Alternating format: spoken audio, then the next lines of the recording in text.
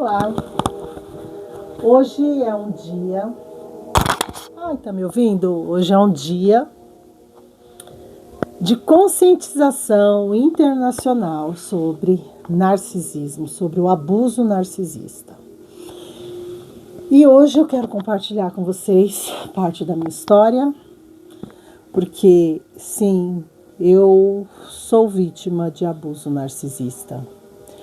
E eu não quero falar sobre o narcisista, eu quero falar sobre a vítima. A gente que passou por um abuso narcisista, a gente carrega muitas sequelas.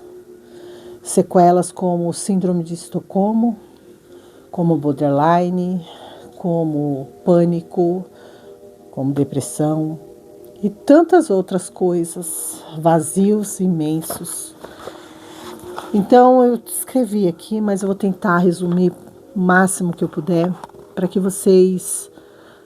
vocês sejam alcançados pelo meu testemunho e comece a ter consciência de que muita coisa que você sim sabe que é abusivo, mas não tem consciência de que é um abuso e que isso não vai acabar até você tomar consciência disso.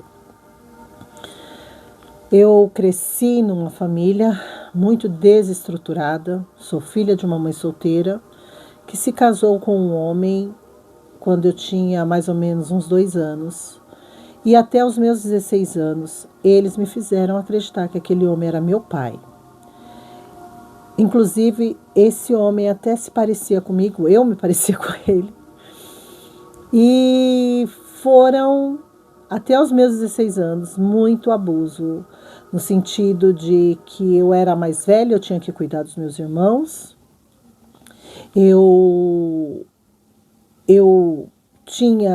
Parecia que eu sempre estava devendo algo, eu tinha que honrar e agradecer por estar naquele lar. Eu tinha que limpar, lavar, cuidar e até os meus 16 anos. Aos meus 16 anos, meu pai, ele não queria mais ficar com a minha mãe. E por ser uma família disfuncional e moralista, né, porque muitos dos narcisistas são moralistas, eles colocam o peso de que mãe solteira é um crime, é um peso de que tudo é fora do normal. Eles nunca falam palavrão para os outros e faz você mentir falando não, ele não fala palavrão. Mas dentro de casa ele fala palavrão, ele te bate. Ele te coloca de castigo, te dá tratamento de silêncio. E você se sente culpado o tempo todo. O tempo todo você fica em alerta, porque o que será que eu fiz?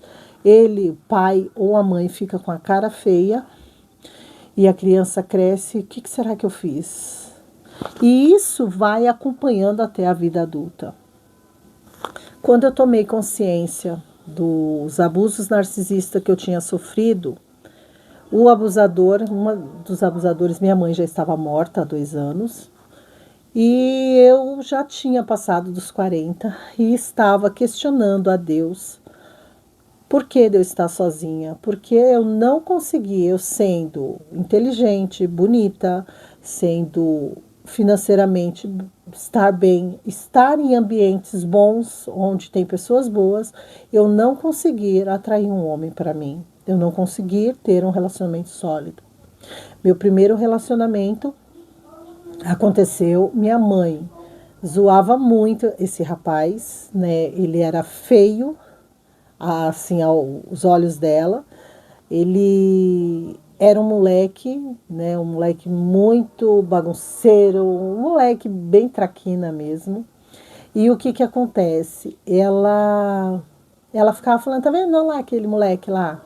Tá apaixonadinho por você, tá querendo ficar com você e tal. Ele tinha uns 15 anos, eu tinha uns 16. E aí foi quando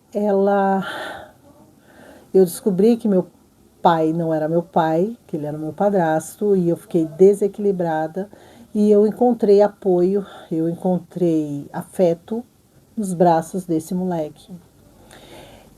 Esse moleque, quando minha mãe descobriu, ela queria matar ele, ela fez o maior escândalo na porta dele.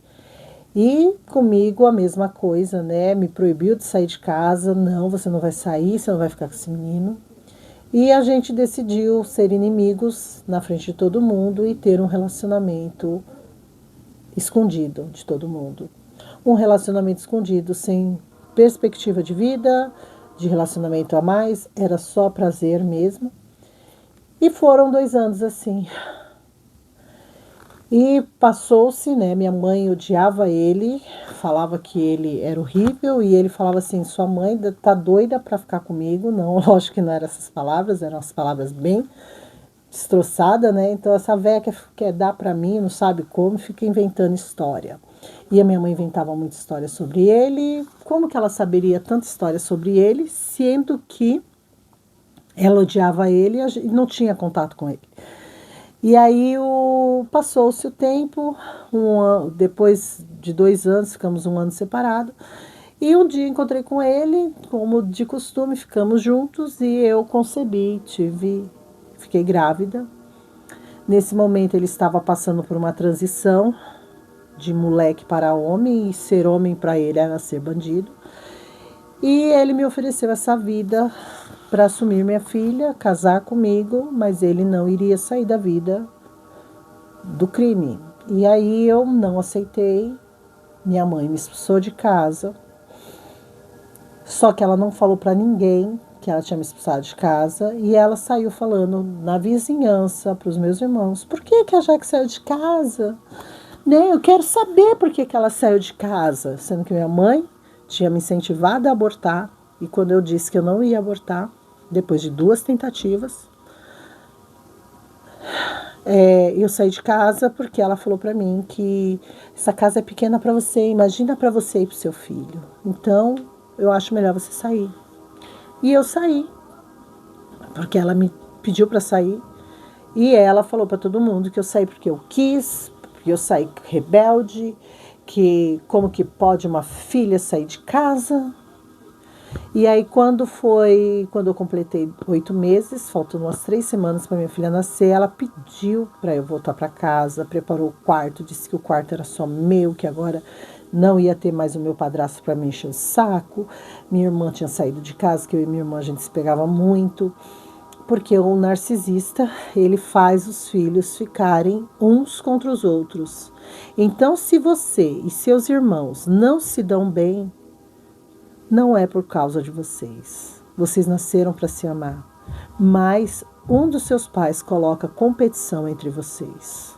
Fala mal de vocês pelas costas.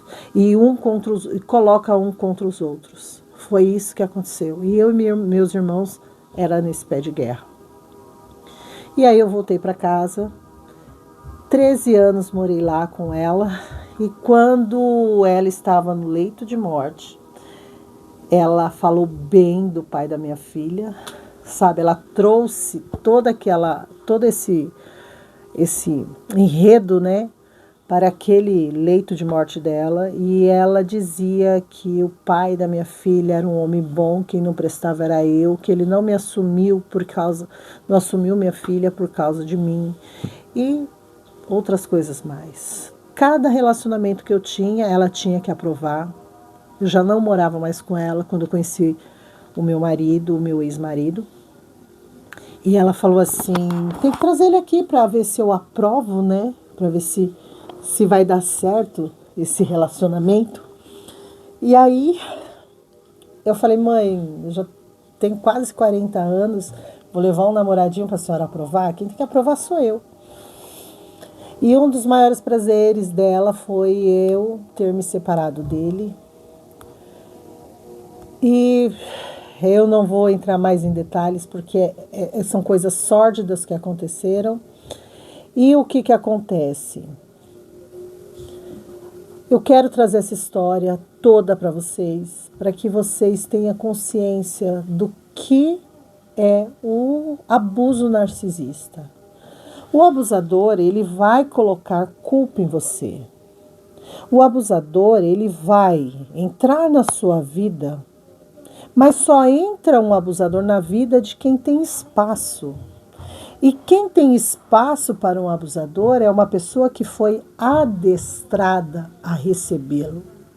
Então, se seu pai ou sua mãe criou você para sentir culpa, ficar acelerado, esperando que algo vai acontecer, ele fecha a cara e olha para você, você pergunta, pai, o que aconteceu?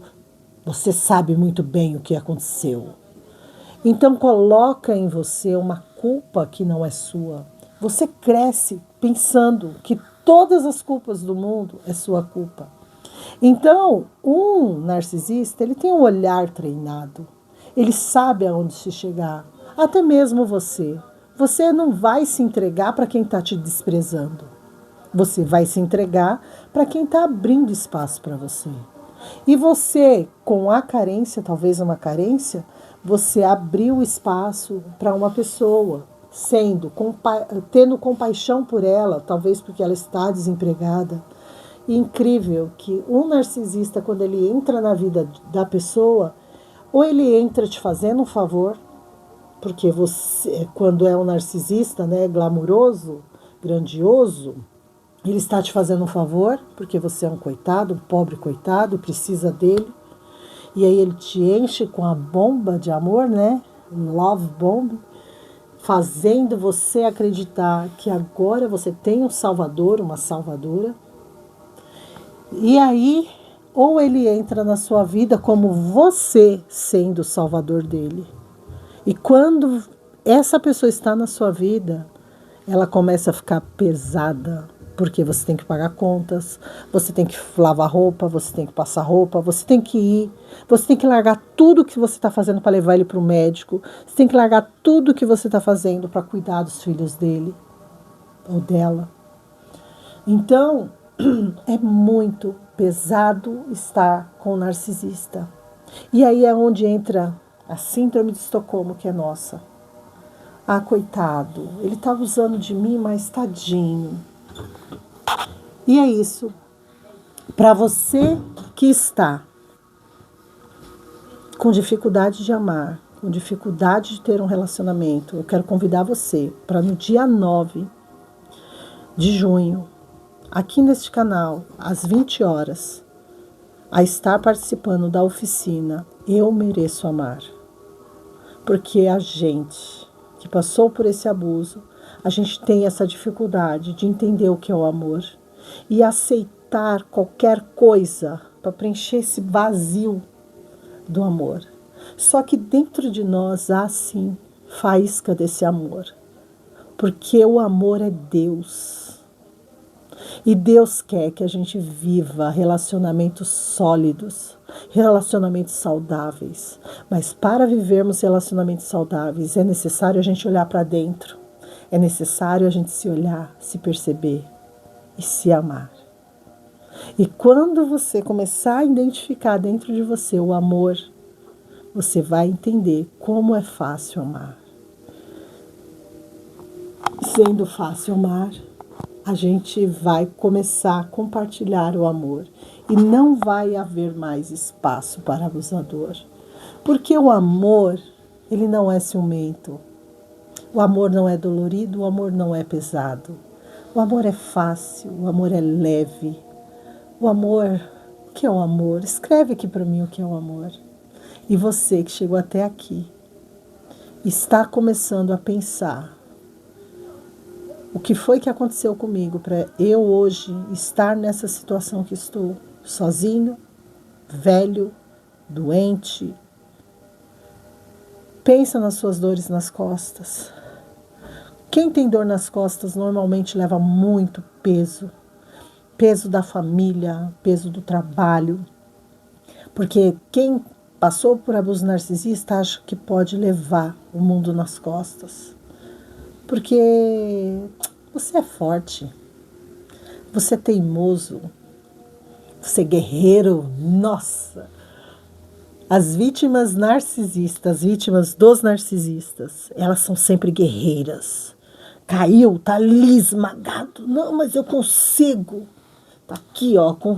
Não consigo. E o pé do narcisista, o pé tá aqui, ó, na sua cara, te esmagando. Mas você Fala, eu consigo, eu sou guerreira. Você mesmo, vai guerreira. E é isso. Você merece amar. Eu mereço amar. Escreve aqui, eu mereço amar. Que Deus te abençoe e se conscientize que nem tudo é culpa sua.